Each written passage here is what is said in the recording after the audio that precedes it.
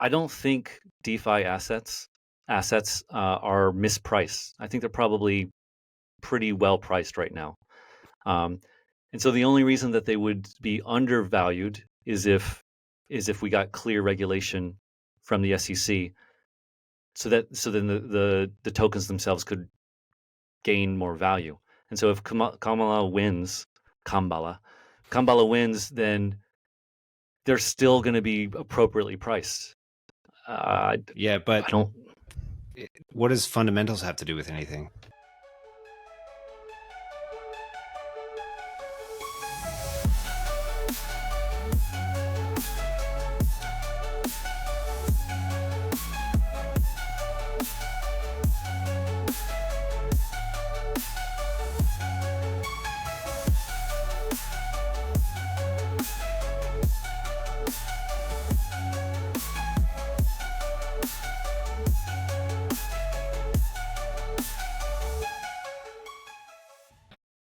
Welcome back to Token Narratives with Bitcoin.com, where we discuss the biggest stories shaping the Bitcoin and cryptoverse. My name is Graham, and I'm repping the marketing function at Bitcoin.com. We also have Bitcoin.com news product lead David Sencil. Welcome back, David.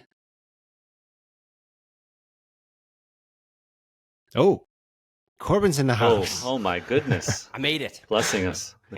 All right. It was a last minute join, but I pulled it off. Nice. All right. Let's get this party started. David, I want to hear about Token 2049. David was at the premier crypto conference, the biggest one ever in the history of crypto. From what I hear, 20,000 attendees, some of which actually went to the conference itself. What do you think, David? It was impressive. It definitely was impressive, and I mean, just the sheer size of it. I don't know if anyone has seen on the news Twitter, but I did a walkthrough where simply just walked through the entire conference, and it took, I think, about 15 minutes, 12 to 15 minutes, just to walk through the booth spaces. So impressive that way. And then, of course, the attendance was crazy. To be able to fill that space with people going was impressive. Corbin and I were both at ABS in Taipei, and that space was quite large and impressive, but it dwarfed the amount of people there. And a lot of people were kind of joking and commenting on that the size of the space was less impressive because it felt like there were so few people. That wasn't a problem at Token at all. So just in terms of that, it was, I think, very bullish. All right. And what about any narratives that you noticed during the conference? Okay, so I'm going to shill the weekly newsletter here because I talked about this last week in the weekly newsletter.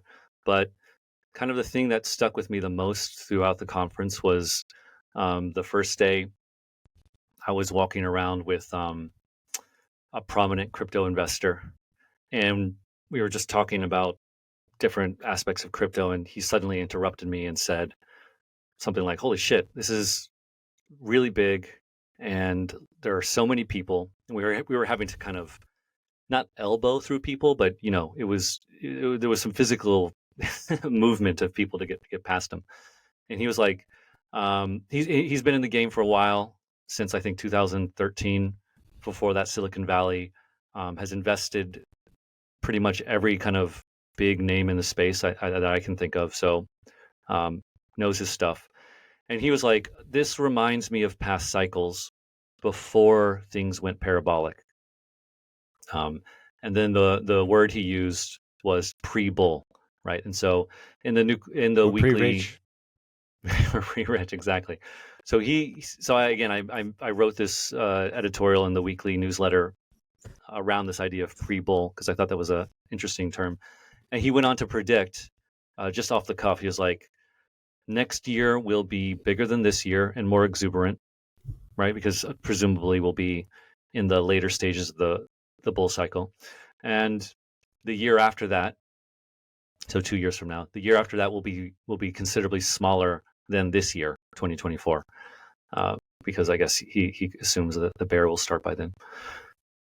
So it was really cool to hear someone with such a reputation and knowledge about the space kind of say this. And it made me, I was already bullish, right? All of us are, but this kind of reaffirmed that.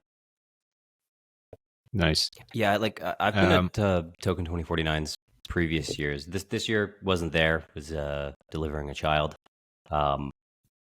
But yeah, Congrats, by the way. Yeah, thank you. Yeah, congrats on that. You did you do that by yourself there, Corbin? It was actually just me. Yeah, I did it all. My wife will claim to take some credit, but it was mostly me. Corbina. Yeah, it's a one-man band situation here. You know, like a salamander, one of those weird animals. Yeah. But yeah, Token 2049 is always kind of like, I'd say it draws the biggest crowds because I think it's so agnostic towards everything. Like you'll see teams and projects across every blockchain and every part of the wider crypto ecosystem where, yeah, you go to other events, whether those are like the Bitcoin 2024s or, you know, some of these other things, they sometimes are more geared towards like one or two kind of major projects. Bitcoin, obviously, Bitcoin 2024 being BTC, but like some of these other ones will often just be like, you know, this is a Solana thing, or this is an AVAX thing, or this is a, I don't know, smart contract developer thing. And you kind of create these little niches or segments within the wider segment of the crypto industry. But yeah, I think Token 2049 does a really good job at kind of attracting big groups of everything. And then you do get a lot of people just being exposed to different projects. There's still garbage out there. You know, you'll still walk around and be like, oh, that looks like a piece of shit project. Why are you here? You know, whose money are you spending? But then there are like, you know, right next to that kind of like, you know, eyebrow raising booth, you'll be like, this is interesting. Yeah. To that point, Corbin, I've been hearing a lot of takes on Token 2049 from the usual slew of Western-focused podcasts that I listen to. And several of them, more than one person has said they were surprised, like, there's all these projects that they've never heard of that seem to be big in Asia, right? So I guess that might be one theme that I've noticed here is that the Western focused crypto folks are kind of surprised at what's happening in Asia. Yeah, I mean, I kind of touched on that at where were we? Tokyo? No, Kyoto. We were at that Kyoto. Was it IBS? Yeah. Yeah, IBS. Yeah. IBS. Yeah. What's IBS? Not irritable bowel syndrome. Okay. In vitro fertilization. Yeah, it wasn't IBS, it was IVS. But yeah, I remember we were talking about like just Western maximalism tends to be more prominent like within Western countries, and then I think Asia is just like maximum shitcoinery. But there is good stuff within the shitcoinery that I think the maximalists within the Western side of the ecosystem will kind of be like, what are they doing over there? But like I tend to see more like devout focus on one coin coming more from Western white nerds. And it's like you'll get the Solana hardcore dudes that are just like, I'm all in on Solana. That's the only thing I care about. And then you'll get the ETH heads that are like, I just like ETH. I think it's the future ultra-time money. And then you get the Bitcoin, you know. But it does seem like it breeds a little bit more maximalism, where I think in Asia, people are a little bit more open. Maybe it's more high openness to like different financial projects or different tech projects, or they're just maybe faster to kind of jump on new narratives and new ideas, where I think it maybe takes a little bit of like chipping away at the, I don't know, devout, you know, proselytizers of like one individual cryptocurrency or blockchain. David, was there any projects at Token 2049 that you had never seen before or had barely heard of that you were surprised at their presence there or the quality? Or there were quite a few. It's hard to like, because there were hundreds of projects there. There were a couple from Japan actually, and I tried to get interviews with them, and we exchanged telegrams, and then they deleted my information, so I couldn't didn't know what that was about, but that was weird. But I would say during the first day, I was trying to find interesting projects that I personally found interesting and wanted to interview, and I kind of had a moment of, I don't know, depression or something, existential dread, because I was just looking at all of these booths, tons and tons of booths, and I was like, how can I tell which projects are real, legitimate projects, and which are just like scams, you know? Oh, that's like the same when And you look at CoinMarketCap. yeah, but here I am in, meat space, and I'm like, how can Yeah. I do this? And I happened upon one booth. It was a small booth, and it's from a project that I knew beforehand, so I knew it was absolutely legit, really good project. Small, that not a lot of people know, but absolutely real and good. And I was like, okay, here's a project that I know is real, that no one really knows, and it's an awesome project.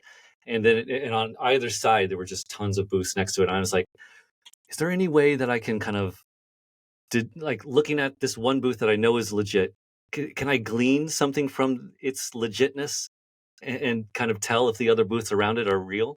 And I spent like 20-30 minutes trying to do this, and the thing that made me so sad is, like, at the end I was like, no, it looked exactly the same as everything around it, and there was no way to tell that this one was good, real, versus everything else around it. So I was like, oh fuck. So maybe just to jump in on that, there's something I've noticed as well with a lot of the conferences. You'll often find extremely, I don't know, sus projects with like really great salespeople or like marketing people, and they're just like, they know how to hit the talking points, and they're like making it sound pretty good.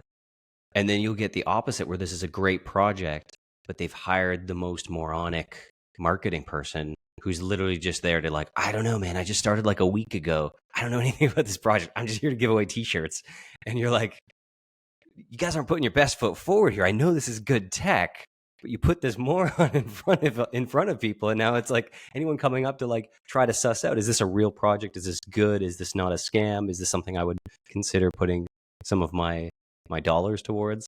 Yeah, you're just kind of leading with the wrong foot sometimes, and unfortunately, I think it's maybe just manpower shortages, or I don't know, skill shortages. I think especially during these bull markets, there tends to be a, I don't know, influx of like new people coming into crypto for the first time, and they often just, they don't talk the industry jargon quite yet.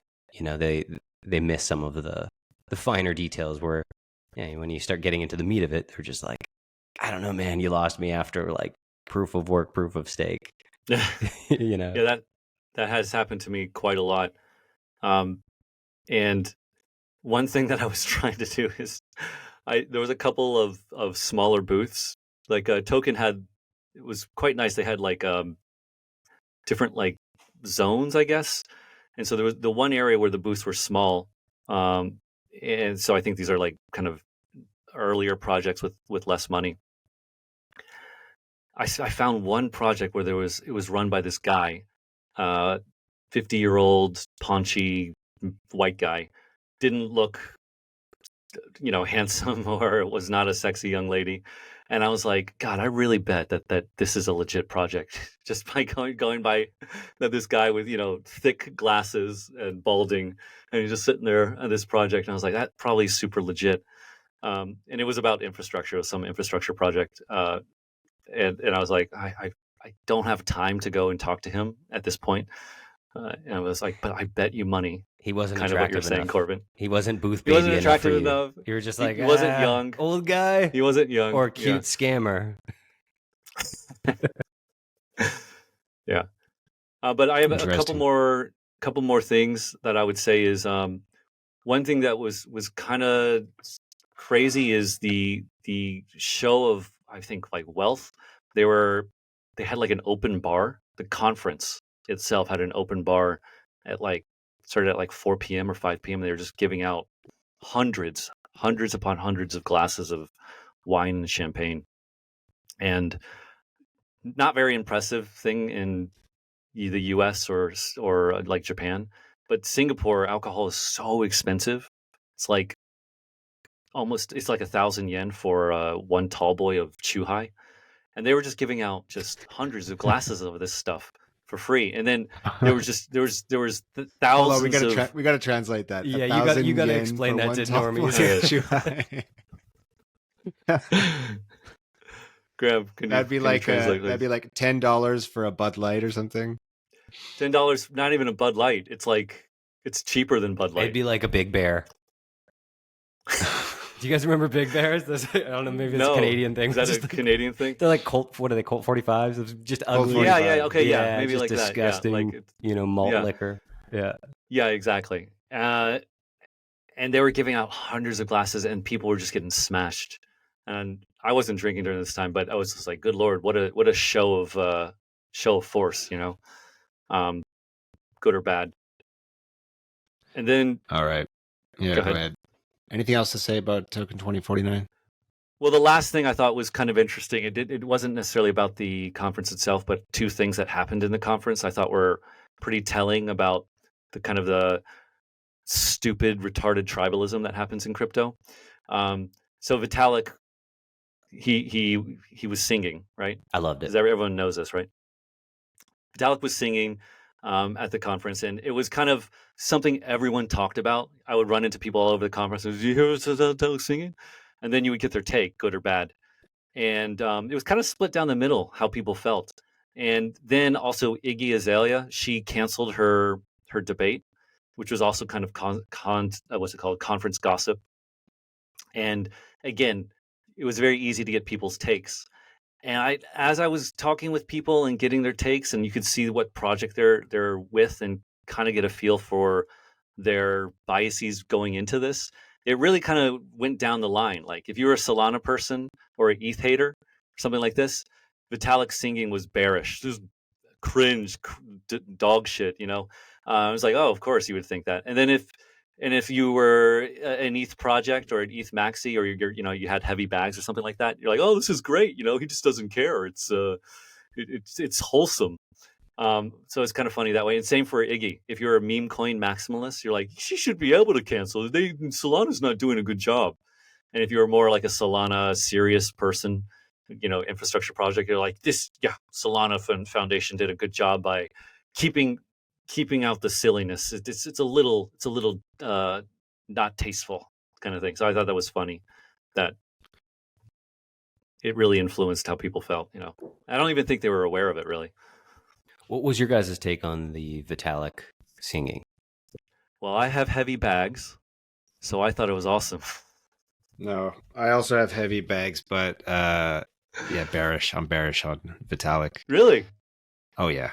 No, not on Vitalik. Really, on the singing. The singing was bad. Singing, yeah, I think it's bad. But that also you could say that marks the Pico bottom, which I think we should talk about, because it seems in the last week here or two, it seems that ETH has actually bottomed versus BTC.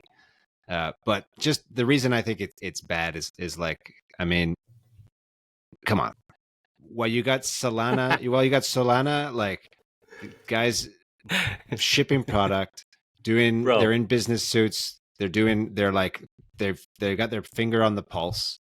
Vitalik is not doing anything, but he's like, it's bad. Okay, so Graham, I put this in the Google Doc underneath what we're just talking about right now. Could you bring this up?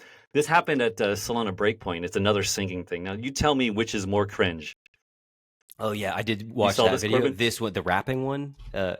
Dude, why do people? Guys, and then like, the dude was like flexing his muscles at the crowd, and it's like, you're just showing your abs. Way worse. Man. Way worse. That was crazy. Way worse. Yeah, give me some nerdy autism karaoke. Yeah, of Japanese. Yeah, classics. I saw that. Come on. Yeah, that was bad. So I don't know. This is way more cringe and way more bearish. If you want to take it. Let me share it. It's so bad. Yeah, it's good. This is so on bad, stage too. I just got to find a window. Yeah, I feel like we rip on ETH a lot, but Solana is imperfect in their community as well. They have weird moments as well. I think they had the stripper night as well, which was the other big, gossip thing of token That I was saw on X. Iggy's like butt shaking party. Yeah. I don't know, man. Not my hang, you know. Man, it's hard to find. But maybe Man while of you many pull that tabs. up, I'll explain why I think Vitalik is still the GOAT. I think like All right.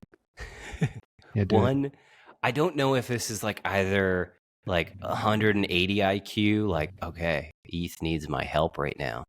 I'm going to sing.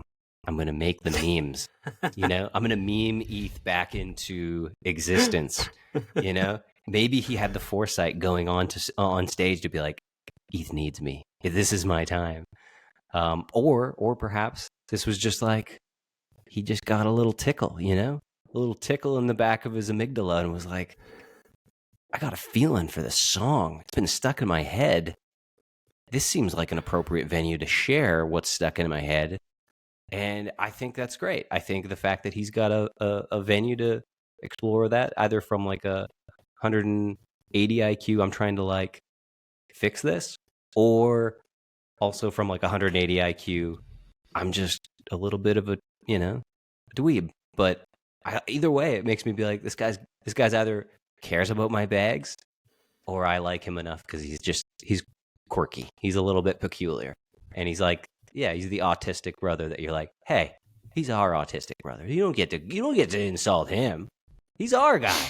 You know, I can call my sister fat. You can't call my sister fat. One of those situations. Yeah. Yeah, I think it meant zero fucks given. I think it just shows he's like flexing. Yeah. He's like, whatever. ETH is fine. ETH doesn't even need me. Yeah, he's having fun. I'm going to tell you why I like ETH. I'm going to sing it badly because fuck you, it doesn't matter.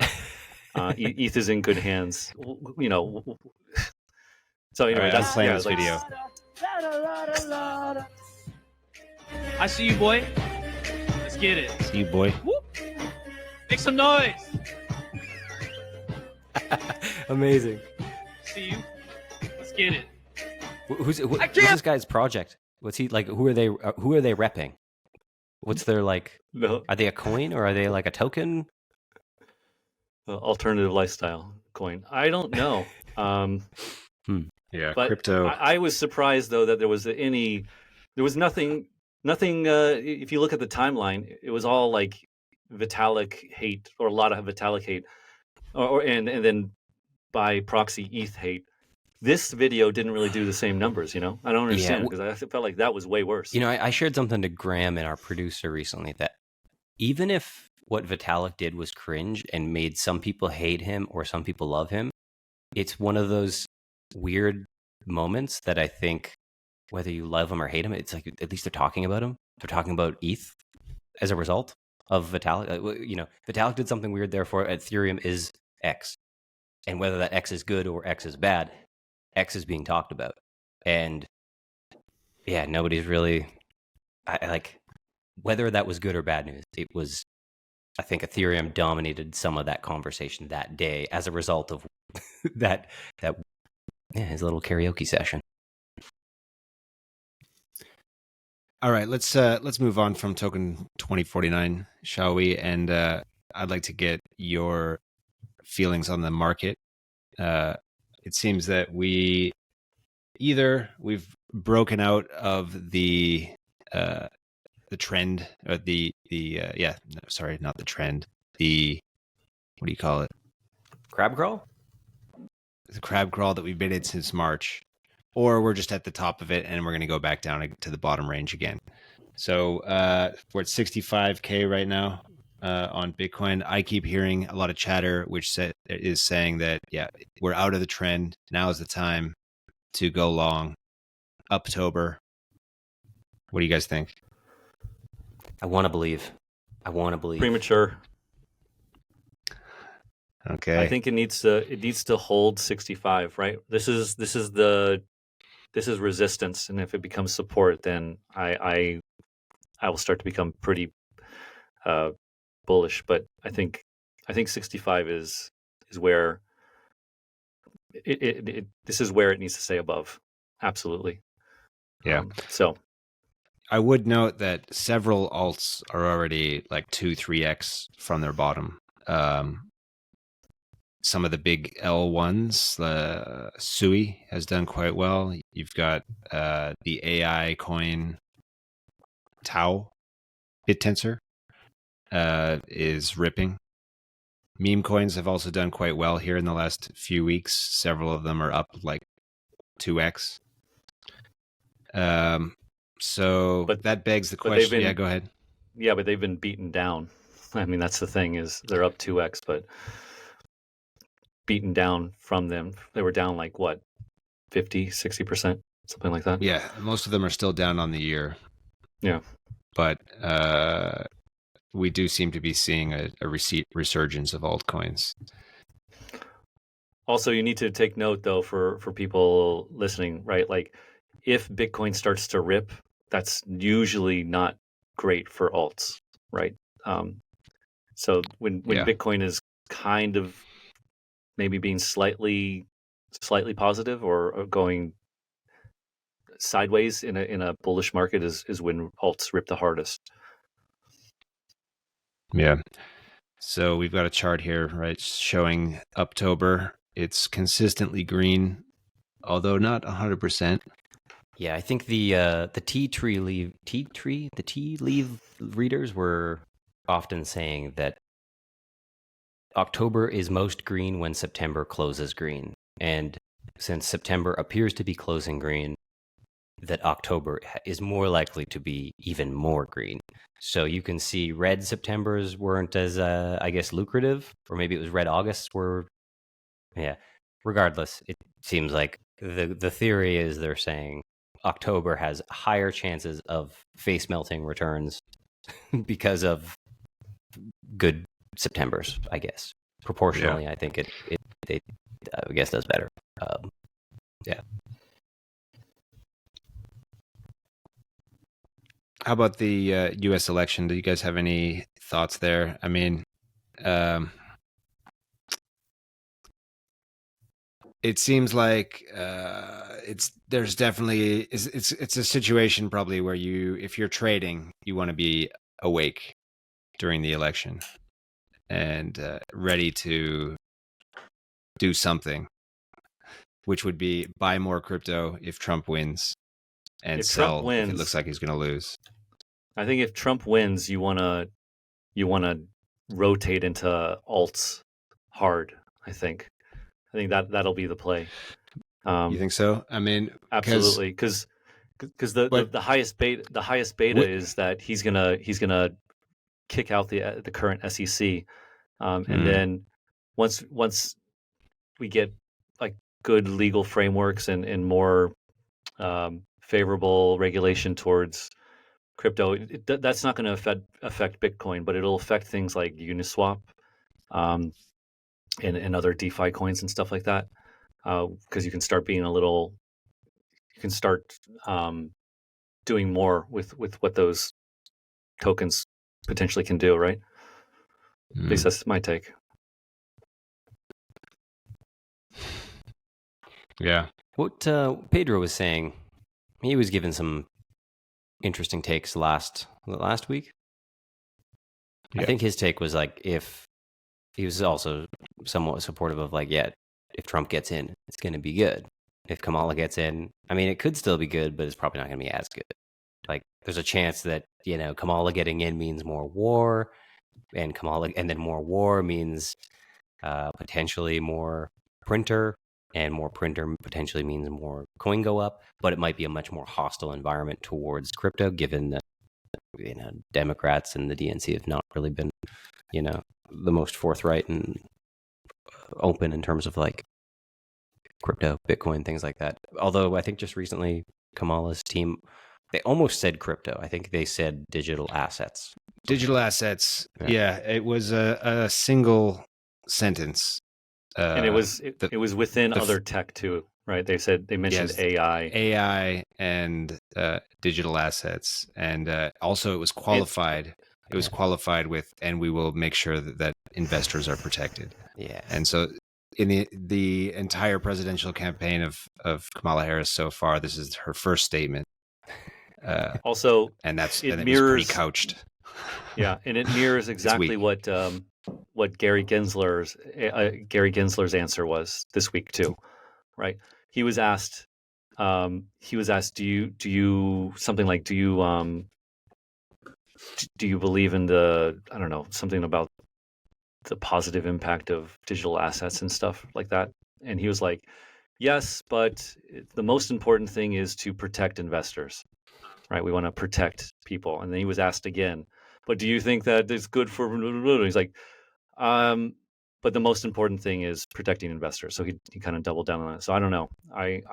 Color me skeptical about any change like that. And if Kamala wins, I personally will be getting rid of a lot of my alts, if not all of them.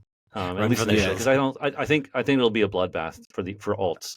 Bitcoin will be fine. Ethereum will probably be fine. Solana will be fine. But I think there's also a case to be made, though, that with alts having been beaten down so hard, right? Everybody knows the election's coming up, right? Now might be the time. The lead up to the election is the time, right? And then it's a sell the news no matter what. But do you think, I personally, I was reading some stuff from people, and it kind of, I've read this multiple times, but it really kind of resonated this time, which is, I don't think DeFi assets are mispriced. I think they're probably pretty well priced right now. And so the only reason that they would be undervalued is if we got clear regulation from the SEC, so then the tokens themselves could gain more value. And so if Kamala wins, then they're still going to be appropriately priced. Yeah, but I don't. What does fundamentals have to do with anything? Like, I think for DeFi tokens, yeah, I would almost put DeFi tokens in a different class because it's so unsexy, right? It's very unsexy right now, right? That's not where the fun is. Yeah, but all it takes is for the narrative to switch to, okay, yeah, crypto's making money. Maybe AI is not making money. Let's switch into that for a while, and then boom, parabolic.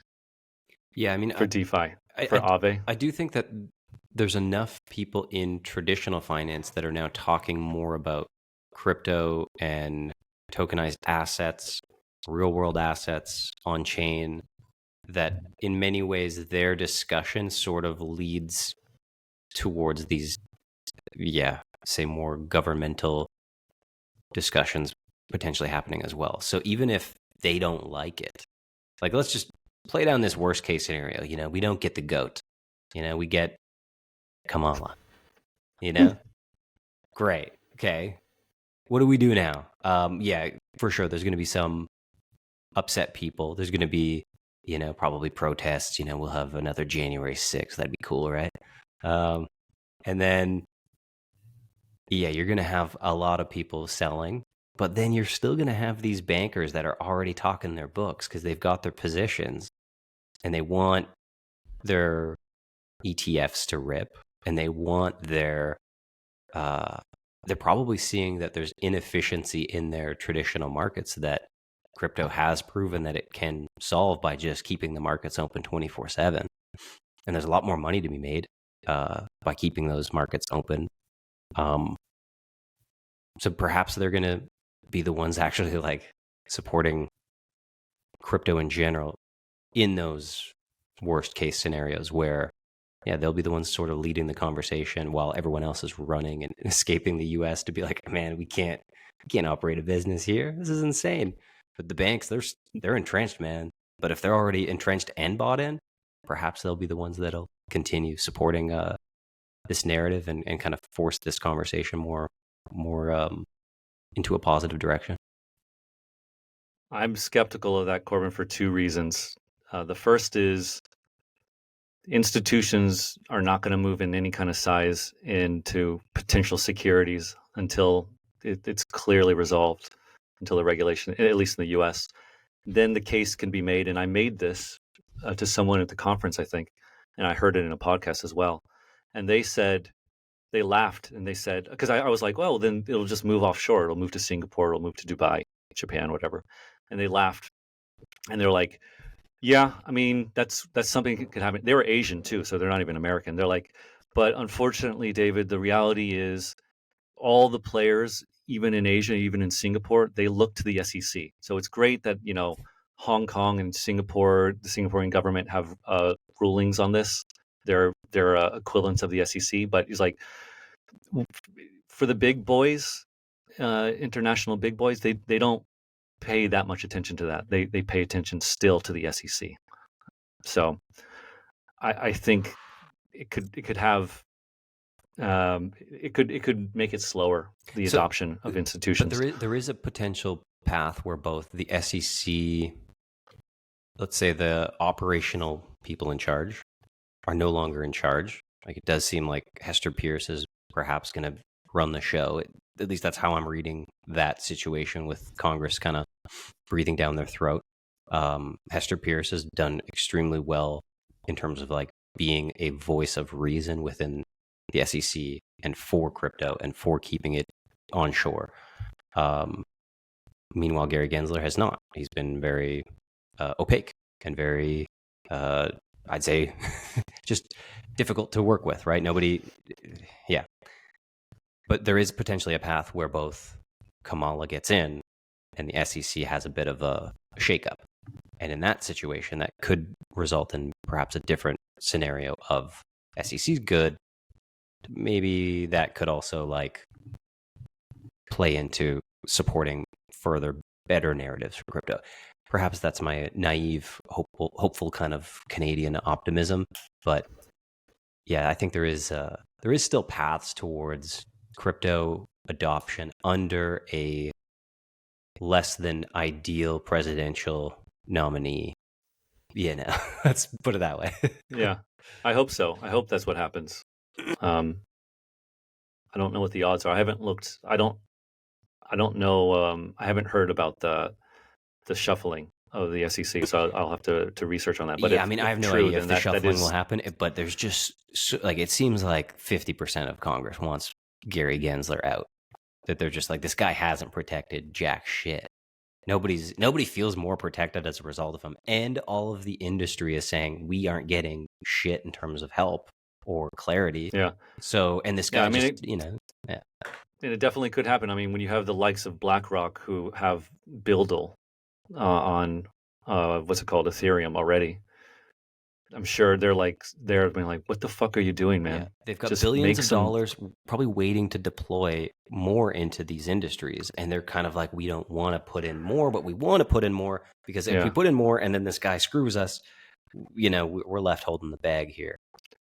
One of the criticisms I heard from some lawyers who are representing different crypto projects that are being litigated against by the SEC is that they have purposely, it seems this way at least, Gary Gensler has purposely made their even their complaints not clear, right? So they're like, you have violated our rules, and the rules are about securities, but we're not going to tell you exactly what part of the security thing you've violated, right? Like some really crazy stuff like that.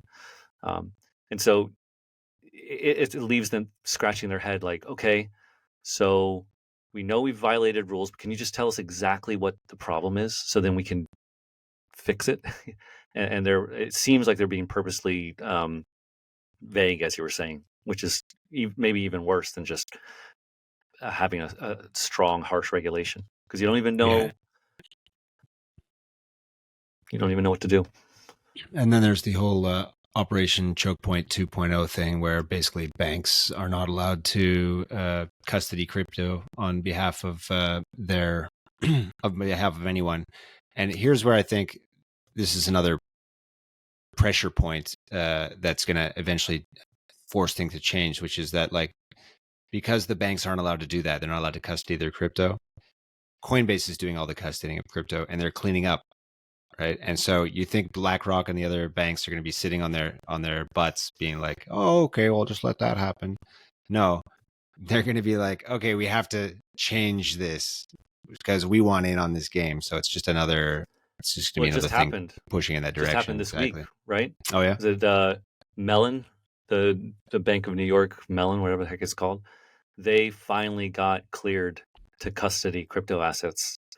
So it Okay, was a so major, that's the first one. change. Yeah, and I mean they're I think they got cleared for several billion, right? They're just going head first in. And they don't So have to count it as an asset on their balance sheet when they're custodying it. It was yeah, just so I that don't was think the they issue. Yeah. yeah, the balance, the what's it called, the asset liability mismatch thing. They Yeah. I think that's been fixed finally. So yeah, that also again, yeah, you guys are making me a little more bullish on a Democrat win if this is going on. There's always plays, right? Like, I mean, it Money, would these be people want pure money. hell and chaos. But I think it's not like we should all be heading towards the top floor and saying sayonara, guys. This thing's never gonna work. There's always hope, guys.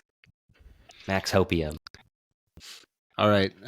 What else you guys want to talk about here? We got about 20 minutes left. Any I think it's show and worth tell for mentioning you? again. More hopium stuff is the thing that you put in there about stablecoin inflows. I've noticed this too.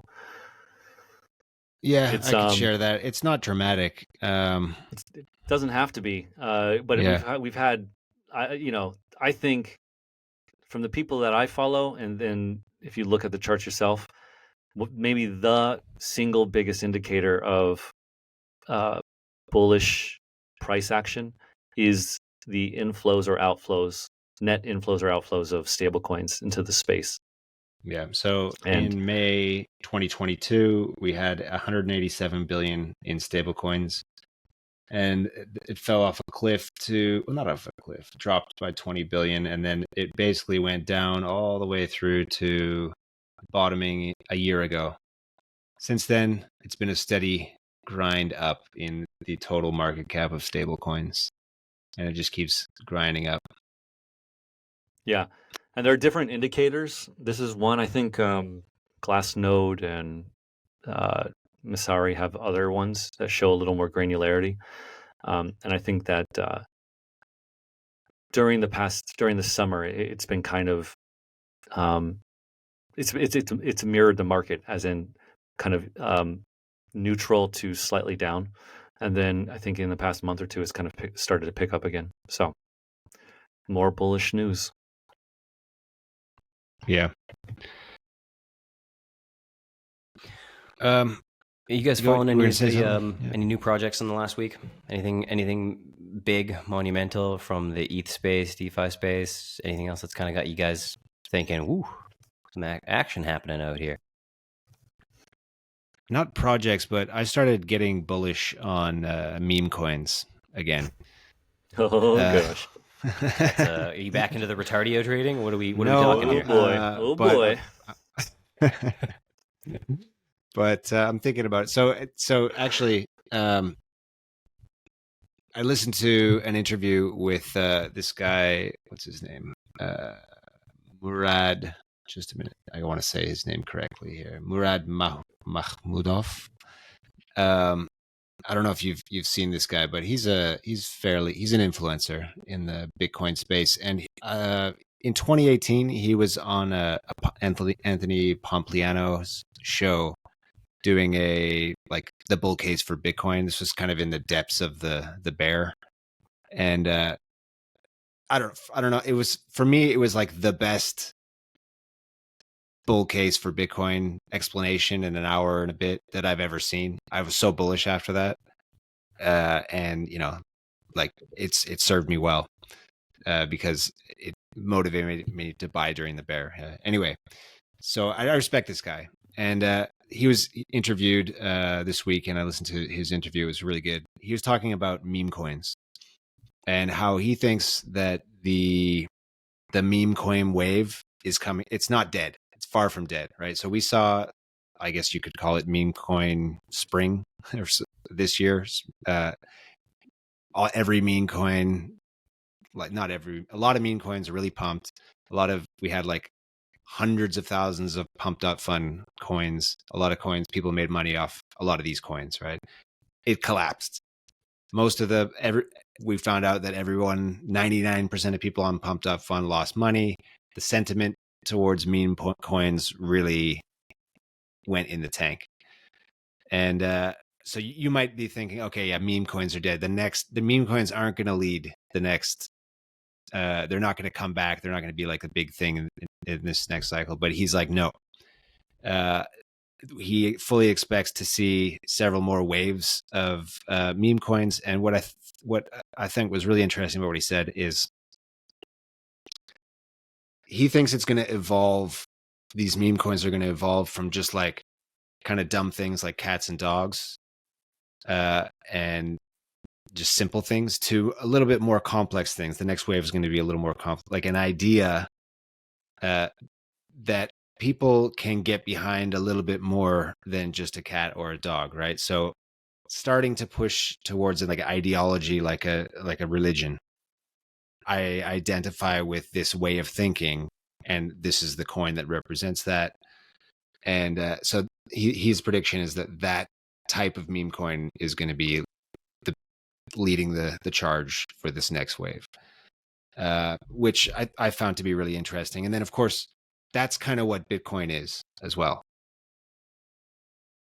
It's really, it's for sure. It's a meme coin, and it's people. The reason it's so sticky, it has the bot. There's no like, it's never going to zero, is because there are hundreds of thousands, millions of people who religiously believe in it, believe in the concept behind it. Like, this is, freedom technology. And there's going to be other meme coins like that, is his prediction. And so I'm keeping an eye out for that. So I'm kind of bullish on that. I'm fully on board with that.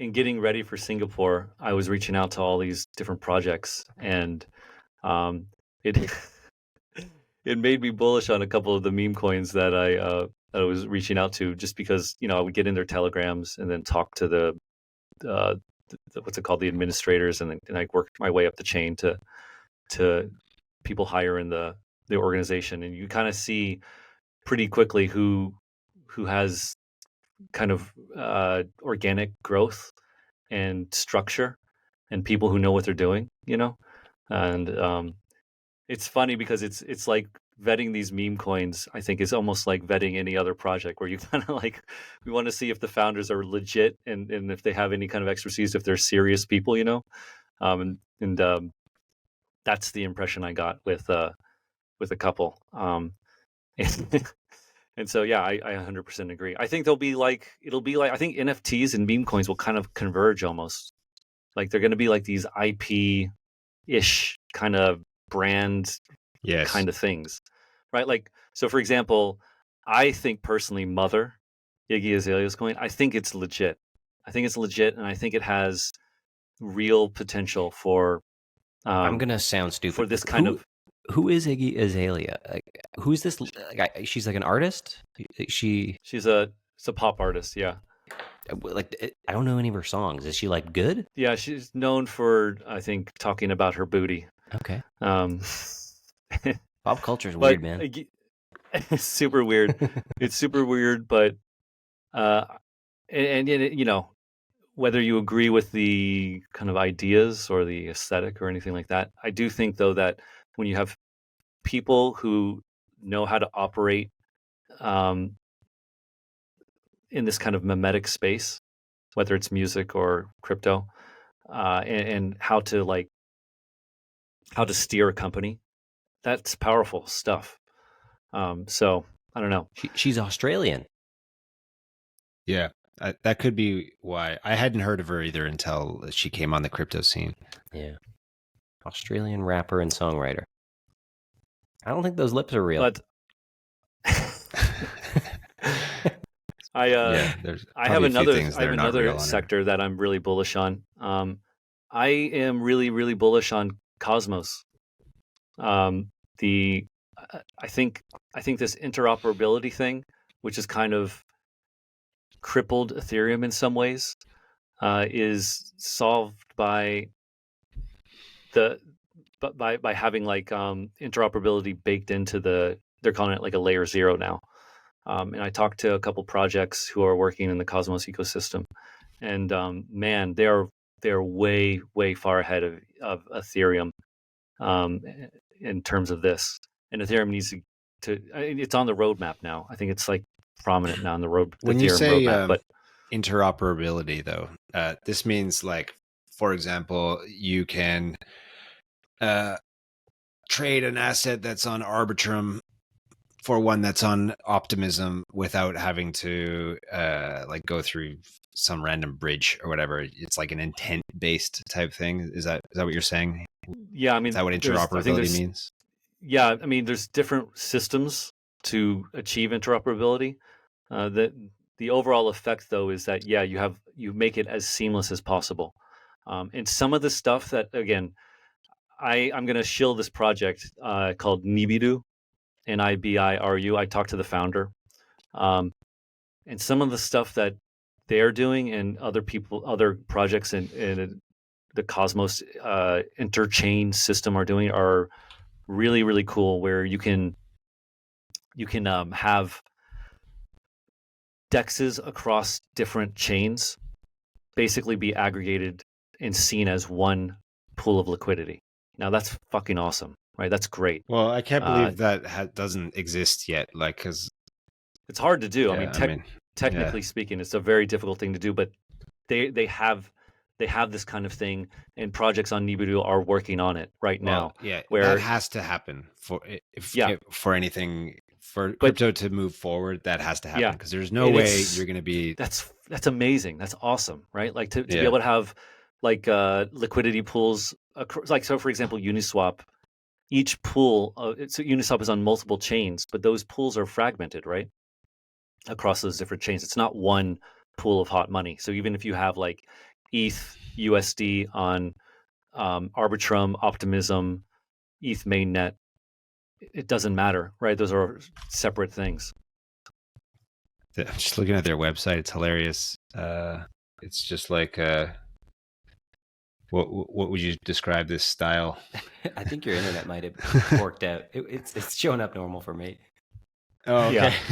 Yeah, dude. Yeah, okay, I see. There we go. Yeah, but I'm very bullish on this project. I am going to be dabbling in this because I think it's not highly visible. And I was talking with the founder, and he was telling me about who's part of the project and their experience and expertise in other fields. It has me very gives me some degree of confidence on this, and so I can respect. I think this kind of play. He's probably into ancient aliens as well, right? Quick question: cool like that? Do you think that David? Do you think that the Niburu is just for aesthetic appeal to like because Japan is cool, or because there's actually Japanese people involved in this? I don't think there are any Japanese people involved. I didn't ask about the naming of the thing. I was just asking like nerdy tech questions. Isn't Niburu that was like the planet? Niburu was the planet 13 or something like that. That's like the Anunnaki, the ancient aliens. Yeah, those people that believe that there's a like a dwarf planet that comes around Earth every 26,000 years, and that the humans were seeded by this alien civilization on this planet Niburu. That's my memory of the name Niburu. I'm gonna send a text. I'm gonna tweet to this guy and ask him what the heck is. Dude, you like Anunnaki or what's going on? You like those aliens? You like alien conspiracies? Just gotta say though, Sitchin, all those dudes. This sentence right here: Niburu chain is a breakthrough L1 blockchain and smart contract ecosystem, providing superior throughput and unparalleled. Like, I fell asleep. I've heard this. This sentence is on every, like, what is that? Like, I mean, I asked him about this kind of stuff directly about these claims, and his answer was really good. I have an interview with him. It'll be out hopefully in the near soon. I guess how does this compare to something? Like, how does this compare to something like Optimism Superchain and like what they're trying to do with like the interoperability there, or like you said, like Cosmos, they've got IBC, which is like this interblockchain. So this is built on Cosmos. Okay, right? so this is in the Cosmos probably ecosystem. Tapping in then to IBC. Exactly. Okay, got it. Exactly. Yeah. So and they've done some optimizations and stuff like that, but yeah, it's totally built on this layer 0 of the Cosmos ecosystem, which is why it's so far ahead of anything on Ethereum, and it's live. right? Like this is not something on the roadmap. You can play around with it, and then projects are building on it. The project I mentioned about having fragmented liquidity across multiple dexes showing up as one pool, that's being built right now and funded. So I mean, cool stuff like that already. Yeah, that's interesting. I think Ethereum might be set back a little bit because of this, and they can catch up. But I wouldn't be surprised if Cosmos sees kind of like a catch up phase this cycle because of this ability to interoperate, and also Niburu chain has EVM coming out now, so they'll be EVM compatible, and you can do some really cool stuff with that, where you can like bridge assets over from EVM land and then use it in an interoperable way across Cosmos. Anyway, so that's my shill. I haven't bought any yet. I haven't done anything yet, but I'm thinking about it. In their white paper. That's what they're saying. And I asked him about this. I was like, lots of people make these extravagant claims. Not extravagant. They make claims. Every one of them: Avalanche, Arbitrum, Optimism, Solana, and they don't really ever reach them, or they haven't yet.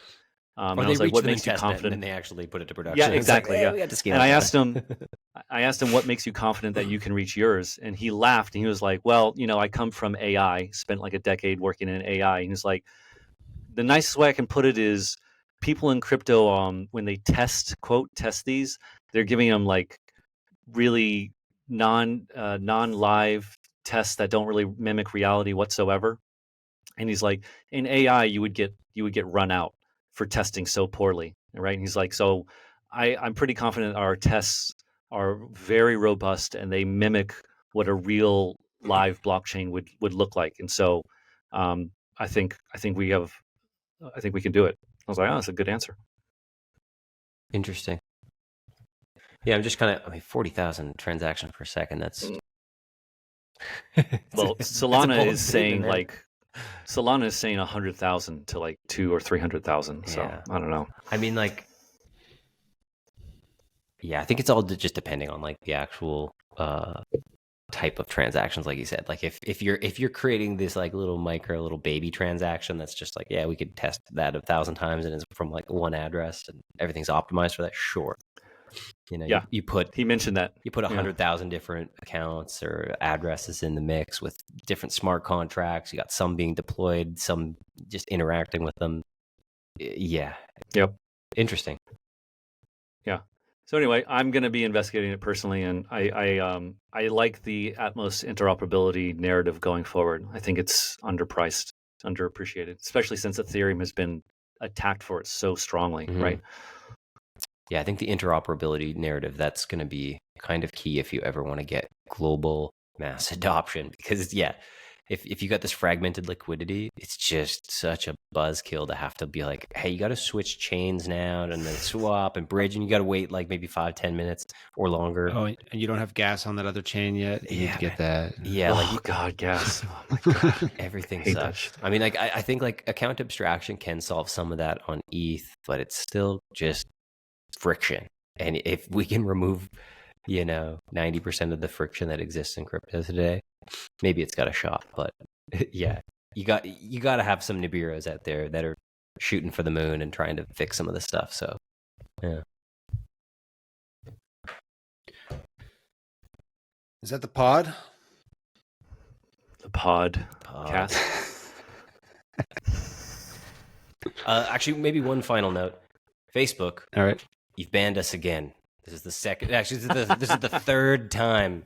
Please, Mark Zuckerberg, let us back on your platform. Zuck. Yeah. Come He's on. definitely a listener. Yeah, we a fan of the pod. According to this, yeah, Zuck. I know you're watching this. We're very popular. But here's the thing. You're saying we've been suspended because of impersonation.